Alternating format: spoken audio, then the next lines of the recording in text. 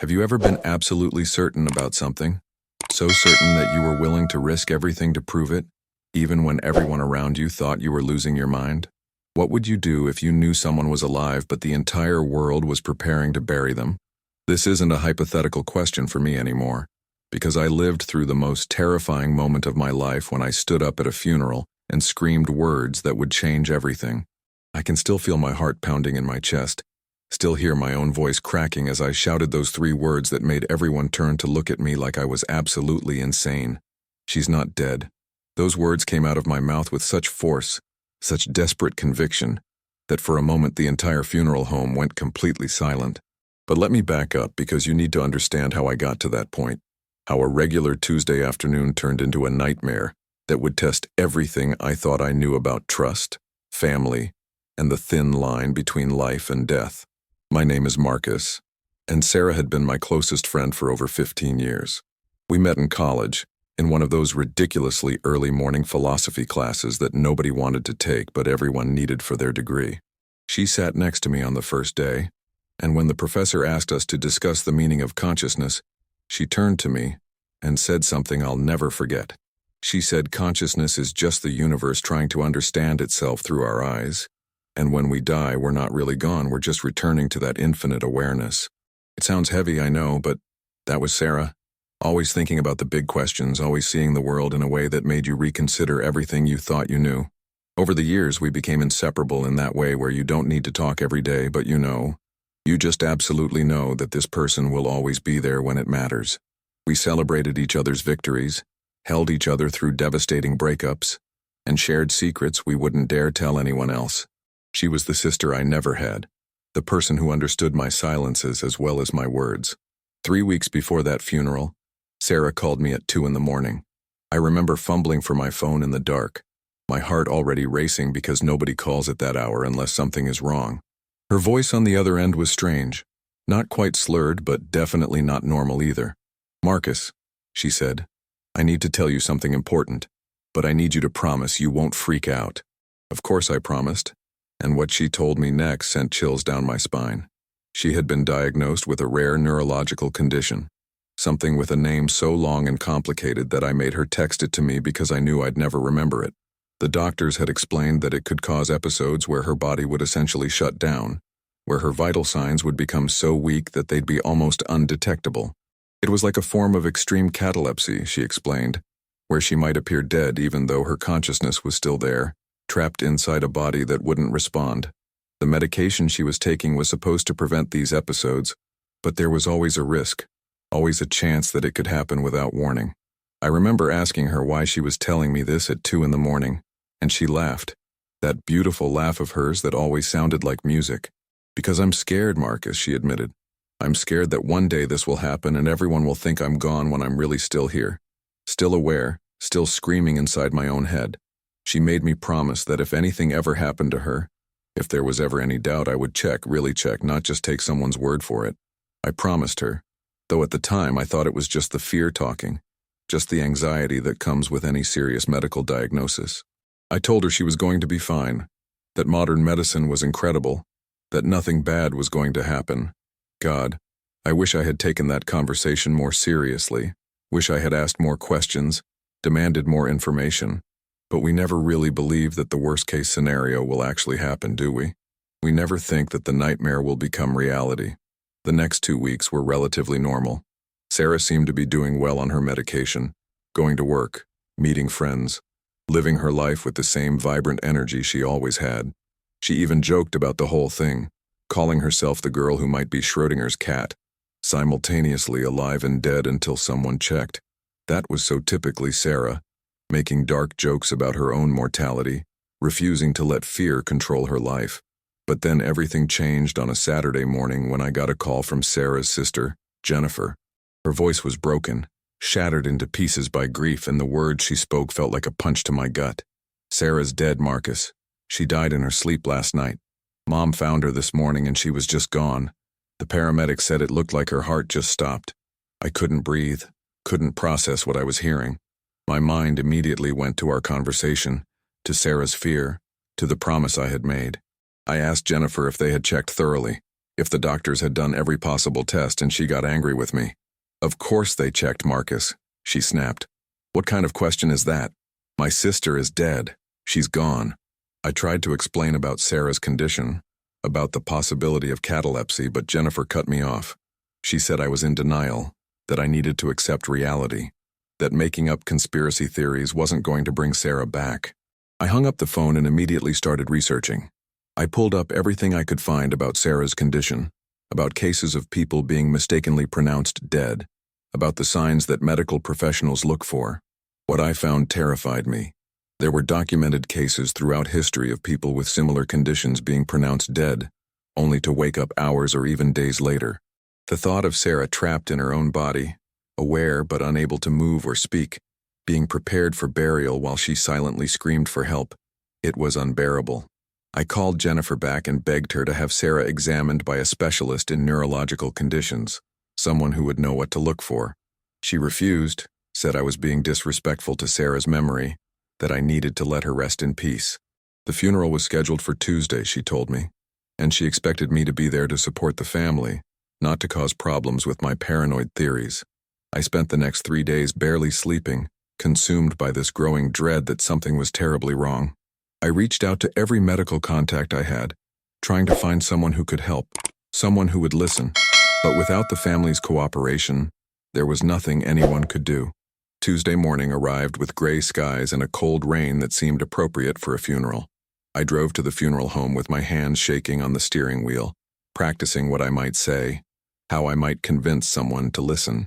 The funeral home was one of those old Victorian buildings that had been converted, with high ceilings and dark wood paneling that made everything feel heavy and oppressive. Sarah's family had chosen a traditional viewing, an open casket service where people could pay their respects one last time. I signed the guest book with a hand that wouldn't stop trembling, and then I walked into the main room where Sarah lay in a casket surrounded by flowers. The sight of her hit me like a physical blow.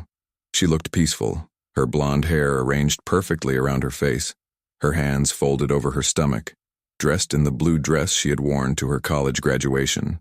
But something was wrong. I couldn't put my finger on it at first, couldn't articulate what my instincts were screaming at me, but something about the way she looked didn't match what I expected to see. I approached the casket slowly, aware that Sarah's family was watching me from across the room.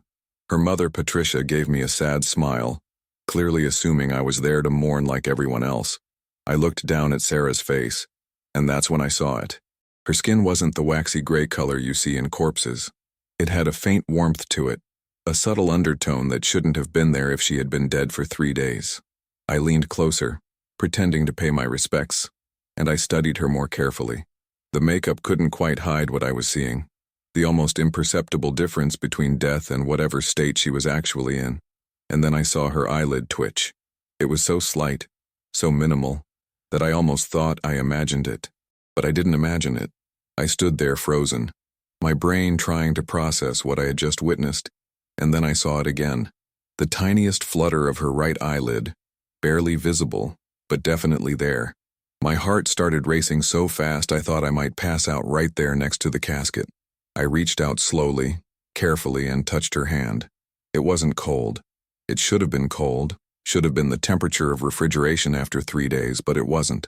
It was cool, yes, but not cold. Not the way a corpse should feel. I pressed my fingers against her wrist, searching for a pulse, and at first I felt nothing. But then, so faint that I almost missed it, I felt the smallest flutter against my fingertips. A pulse. Weak, incredibly weak, but it was there. She's alive, I thought, and the realization sent adrenaline coursing through my entire body. She's alive, and they're about to bury her. I looked around the room wildly, seeing about 30 people scattered around, talking in hushed voices, sharing memories of Sarah, completely unaware that she wasn't actually dead. I knew I had to do something immediately, but I also knew that the moment I said anything, I would be dismissed as crazy, as someone having a breakdown from grief. But what choice did I have? I couldn't let them close that casket, couldn't let them take her to the cemetery, couldn't let them bury my best friend alive. That's when I did it. I stood up straight, and I shouted at the top of my lungs, "She's not dead." The room went completely silent. Every conversation stopped mid-sentence. Every head turned to look at me. I saw the shock on their faces, the confusion, and then quickly the anger. "She's not dead," I repeated, my voice shaking but determined. I just felt her pulse. "We need to call an ambulance right now." For a moment, nobody moved. They all just stared at me like I had lost my mind. Then Sarah's father, Robert, started walking toward me with a look on his face that I can only describe as fury mixed with heartbreak. "Son," he said, his voice low and dangerous, "I don't know what you think you're doing, but you need to leave right now. You're disturbing my daughter's funeral." I stood my ground even though every instinct told me to run. "Robert, I'm telling you the truth. Sarah has a pulse. She's alive. She has a medical condition that makes her appear dead. We talked about this. She told me about it. You need to check her. Really check her." Jennifer rushed over, her face red with anger and tears streaming down her cheeks. "How dare you," she hissed at me. "How dare you come here and disrespect my sister like this? Marcus, we all loved her, but you need to accept that she's gone. This is sick. What you're doing right now is sick." I tried to explain again about the catalepsy, about the pulse I had felt, about the warmth of her skin, but more family members were surrounding me now, creating a wall between me and the casket. Patricia was sobbing, saying I was a monster for doing this to them, for giving them false hope. Robert grabbed my arm, his grip tight enough to hurt, and started pulling me toward the door. I fought against him, still trying to make them understand. "Check her pulse," I begged. "Just check her pulse. What harm could it do?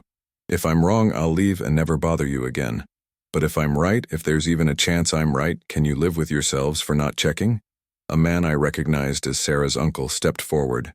He was a doctor, I remembered, though I couldn't recall what kind.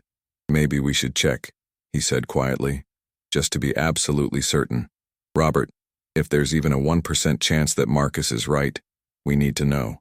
Robert let go of my arm, but the look he gave me could have melted steel. "Fine," he said. "Dr. Phillips will check, and when he confirms that Sarah is dead, you're going to leave and never contact this family again. Do you understand me?" I nodded, my whole body shaking with a mixture of fear and hope. Dr. Phillips approached the casket, and I held my breath as he placed his fingers on Sarah's neck, checking for a carotid pulse. The room was so quiet, you could have heard a pin drop. Everyone was watching, waiting. Dr. Phillips's expression was neutral at first, professional, but then I saw something change in his face. He pressed harder, moved his fingers slightly, and his eyes went wide. "Oh my God," he whispered. "There's a pulse. It's incredibly faint, but there's definitely a pulse." The room erupted into chaos. Patricia screamed, though whether from joy or shock I couldn't tell. Jennifer collapsed into a chair, her hands over her mouth. Robert pulled out his phone with shaking hands and dialed 911. I stood there feeling like I might throw up from the relief and terror mixing together in my stomach. Dr. Phillips was barking orders now, telling someone to get his medical bag from his car, checking Sarah's breathing. Her pupil response. "She's in some kind of extremely deep coma or cataleptic state," he explained to everyone. "Her vitals are so weak they're almost undetectable. If we hadn't checked, if we had proceeded with the burial." He didn't finish the sentence. He didn't need to. Everyone in that room understood exactly what would have happened. Within minutes, we could hear sirens approaching. The paramedics rushed in with equipment, and suddenly the funeral home became an emergency medical scene. They were checking vitals, starting an IV, preparing to transport. One of the paramedics looked at me as they worked. "You're the one who noticed?" she asked. I nodded, unable to speak. "You saved her life," she said simply. "If they had buried her, even with the embalming process being delayed until after the funeral as is sometimes done, she wouldn't have survived."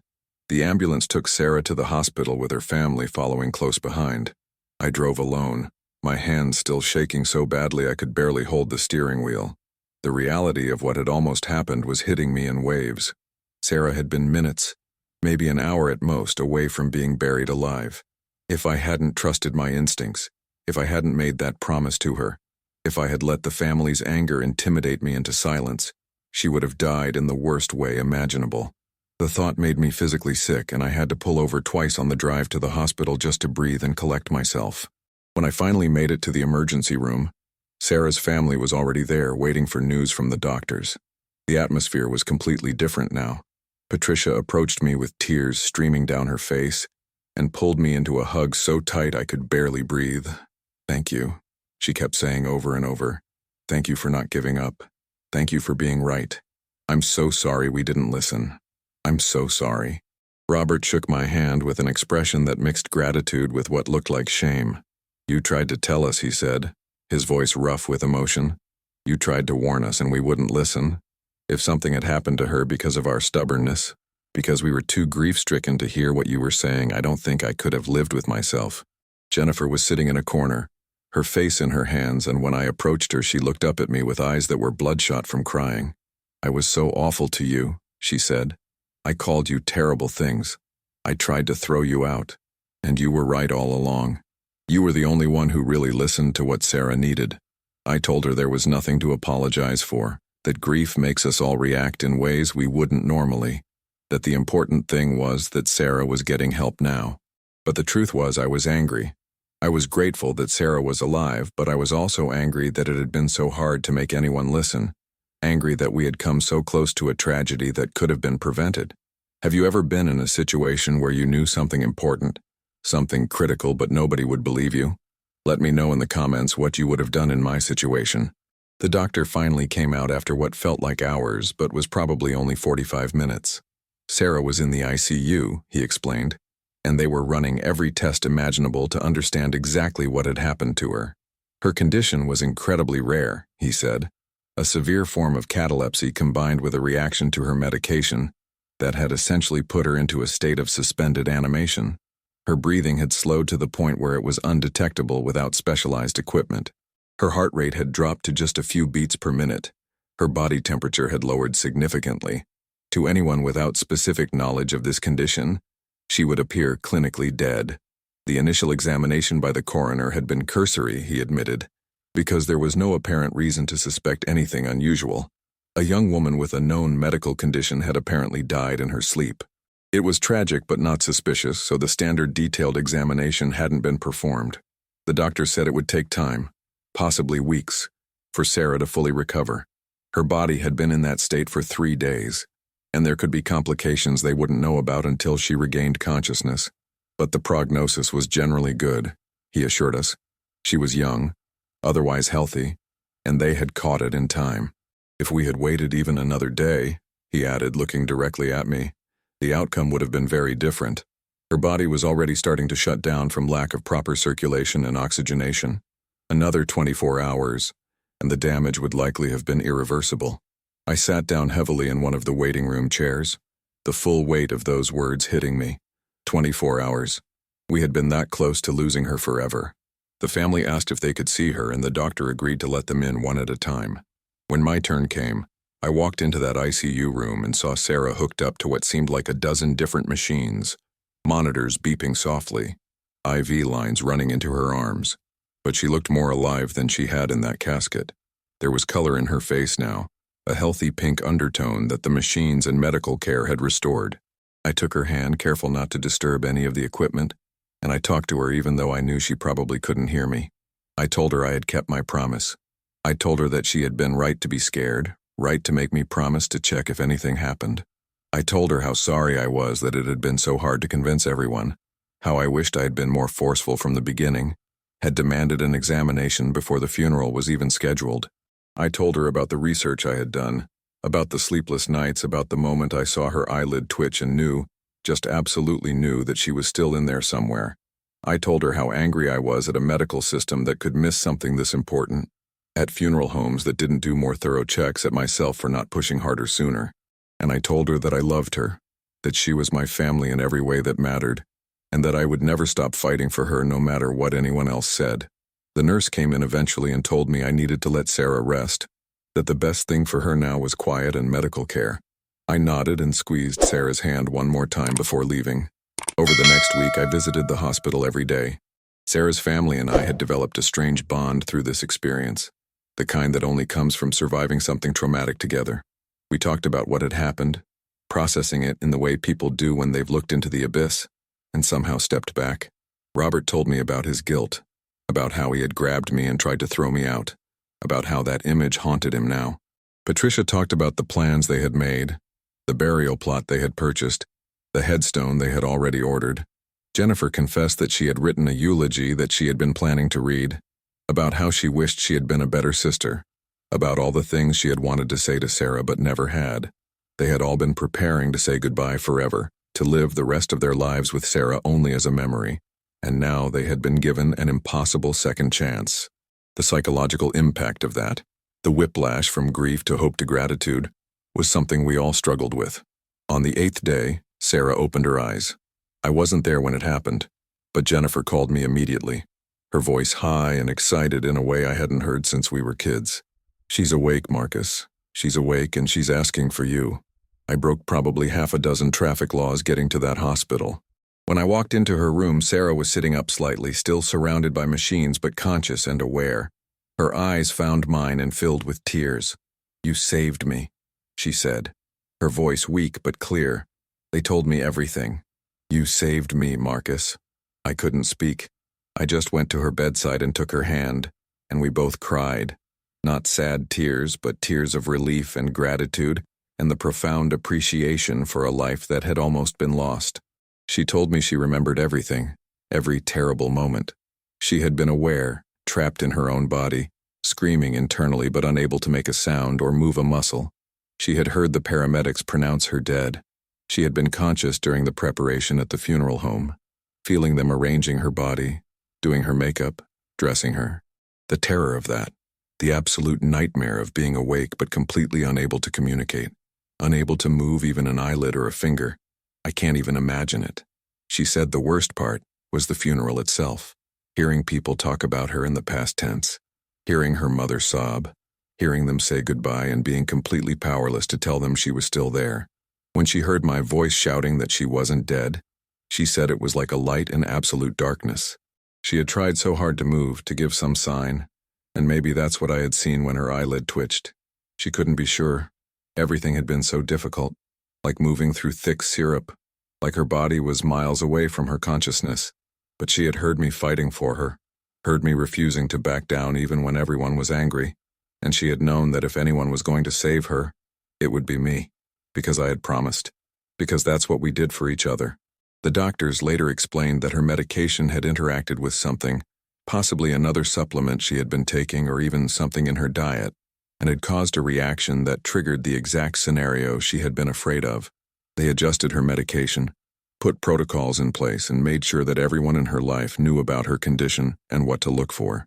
They also reported the case to medical journals, hoping that sharing her story might prevent something similar from happening to someone else. Sarah spent 3 weeks in the hospital recovering, and during that time she had to deal with the psychological trauma of what had happened to her. She started seeing a therapist who specialized in medical trauma, and slowly, day by day, she began to process the experience and move forward from it. The nightmares were intense at first, she told me. Dreams where she was buried alive, where she was trapped forever in that frozen state, where she was screaming and nobody could hear. But with time and help, they became less frequent. Her family went through their own healing process, dealing with the guilt of not listening to me, the trauma of almost losing her, and the complicated emotions that come with getting a second chance you didn't think was possible. Patricia started volunteering with a medical awareness organization, educating people about rare conditions and the importance of thorough medical examinations. Robert became an advocate for better training for first responders and medical examiners. Jennifer wrote a blog post that went viral about the experience, about the importance of listening even when something seems impossible, about trusting instincts and not dismissing concerns just because they seem far-fetched. As for me, I had to work through my own trauma from the experience. I had nightmares too, dreams where I didn't speak up, where I let them intimidate me into silence, where I attended Sarah's burial and had to live with the knowledge that she had died because I hadn't been strong enough to fight for her. I saw a therapist too, and it helped. But more than anything, seeing Sarah recover, seeing her smile again, hearing her laugh, knowing that she was alive and well because I had kept my promise, that gave me peace. We talked a lot about what had happened, processing it together in the way that only people who shared that experience could. She told me she wasn't angry at her family for not believing me. She understood that grief is powerful, that it makes people hold tight to what they think they know because uncertainty is too painful. She said the real villain in this story wasn't any person, but a combination of a rare medical condition, inadequate initial examination, and a system that doesn't always account for unusual circumstances. Sarah made a full recovery, which the doctors said was nothing short of miraculous given how close she had come to irreversible damage.